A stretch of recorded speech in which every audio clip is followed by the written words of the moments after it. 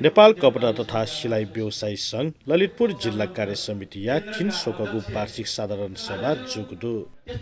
वङ्गु शनिबार येले जुगु जाजोले मुपा कठ येलो महानगरपालिका या उपप्रमुख मञ्जली साक्की बजाचार्य छाया दिएको ख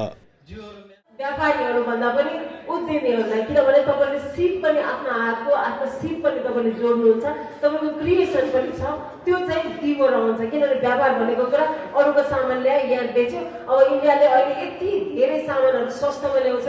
व्यापार दिगो नहुन पनि सक्छ किनभने हाम्रो कच्चा पदार्थ हामीसँग छैन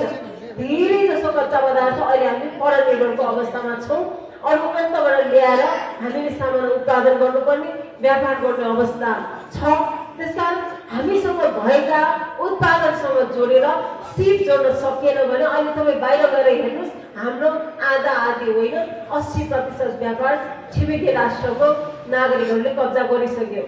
यो विषयमा हामी सिरियस छौँ कि छैन हामीले लाउने लुगा फङ्सनमा बाहेक सबै लुगा हामीले रेडिमेड लाउन थालिसक्यौँ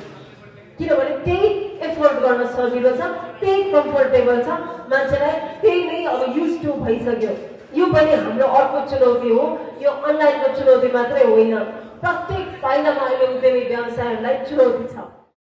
जाजोले गुसा खलक संज्ञा स्थापना कालनिसे थौतकया अवस्थाया थथा कोठाया बारे जानकारी बिया दिएको ख अथे व्यवसाय देश व्यवसाय इले थपिन्छ फेमाला चुङ्गु समस्या समाधान यात सम्बन्धित निकाय त इनाप यागुदु